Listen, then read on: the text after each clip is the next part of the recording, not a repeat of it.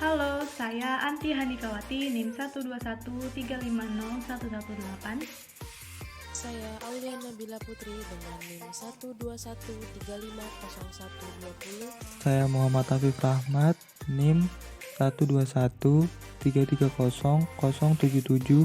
Saya Rizka Malai Kusum Supria dengan NIM 121350123 dari Saya Konita Alifah Putri Mahyuni, NIM 121350099. Saya Victoria Nagil Azizi dengan NIM 121333078 dari Hukum Bernoulli menyatakan jumlah dari tekanan energi kinetik tiap volume dan energi potensial tiap volume di setiap titik sepanjang aliran fluida adalah sama. Artinya, saat aliran fluida meningkat, tekanan fluida tersebut akan turun. Dengan demikian, energi potensial yang dimiliki fluida juga akan turun. Hukum Bernoulli diturunkan dari hukum kekekalan energi mekanik, yaitu penjumlahan dari energi kinetik dan energi potensial. Sehingga jika dihubungkan dengan tekanan atau P dan massa jenis fluida, maka akan berlaku P1 ditambah setengah rho V1 kuadrat ditambah rho GH1 sama dengan P2 ditambah setengah rho V2 kuadrat ditambah rho GH2.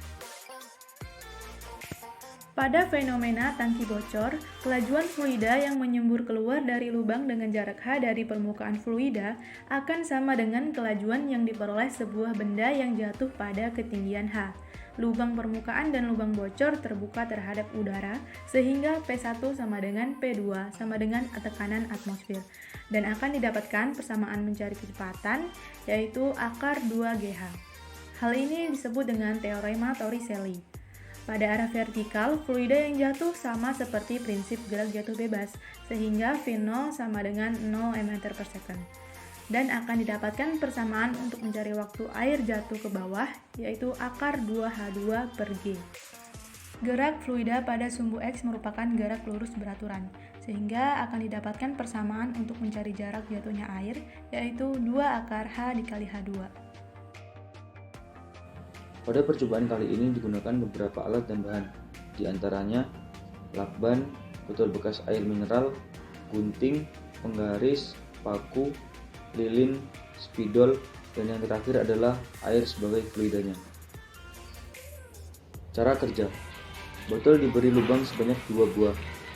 Lubang pertama berjarak 5 cm dari bawah, sedangkan lubang kedua berjarak 10 cm dari bawah. Setelah itu, lubang ditutup menggunakan lakban.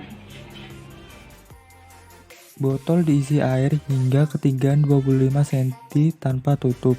Kemudian, penggaris diletakkan tepat di bawah botol.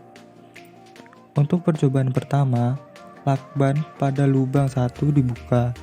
Kemudian, dicatat jarak jatuhnya air pada penggaris dan juga waktu tempuh air mengalir. Untuk percobaan kedua, botol diisi ulang seperti semula. Kemudian dilakukan hal yang sama, yaitu dengan membuka lakban pada lubang kedua. Kemudian dicatat jarak jatuhnya air pada penggaris dan juga waktu tempuh air mengalir. Berikut ini adalah tabel data hasil percobaan kami. Pada percobaan pertama, kecepatan fluida yang mengalir melewati lubang dapat dihitung menggunakan rumus V sama dengan akar 2 dikali G dikali H dengan nilai G 10 dan nilai H 20, maka hasil kecepatan yaitu 20 cm per sekon. Untuk menghitung waktu yang dibutuhkan fluida untuk sampai di tanah, dapat menggunakan rumus T sama dengan akar 2 dikali H2 per G dengan nilai H25 dan nilai G10, maka hasil waktu yang didapat yaitu 1 sekon. Untuk menghitung jarak terjauh fluida saat menyentuh tanah, dapat menggunakan rumus X sama dengan 2 akar H dikali H2 dengan nilai H20 dan nilai H25, maka hasil jarak yang didapat yaitu 20 cm. Pada percobaan kedua dapat dihitung dengan cara yang sama, maka hasil kecepatan fluida yang mengalir melewati lubang yaitu 17,3 cm per sekon. Hasil waktu yang dibutuhkan fluida untuk sampai di tanah yaitu 1,4 second, dan hasil jarak terjauh fluida saat menyentuh tanah yaitu 24,5 cm. Hasil dan kesimpulan. Berikut adalah tabel data hasil perhitungan. Dengan menggunakan persamaan hukum Bernoulli serta teorema Torricelli, kita dapat mengetahui berapa lama air yang ada di dalam tangki akan berhenti mengalir keluar. Dari kedua percobaan ini dapat disimpulkan bahwa semakin dekat kebocoran dengan tanah, maka air yang keluar akan semakin banyak. Dengan begitu, waktu yang dibutuhkan juga akan semakin lama. Kelemahan dan saran pengembangan. Botol yang digunakan pada percobaan ini berukuran kecil sehingga hasil data yang didapatkan hanya terhitung dalam satuan sentimeter. Hal ini tentu saja sangat berbeda dengan tangki air sungguhan. Lalu, lakban yang digunakan tidak menutupi secara sempurna sehingga proses melepas lakban harus dilakukan dengan cepat. Peletakan penggaris dan pengamatan juga mempengaruhi jarak terjauh air jatuh ke tanah. Hal ini dapat diketahui dari data pengamatan percobaan yang berbeda dengan data perhitungan.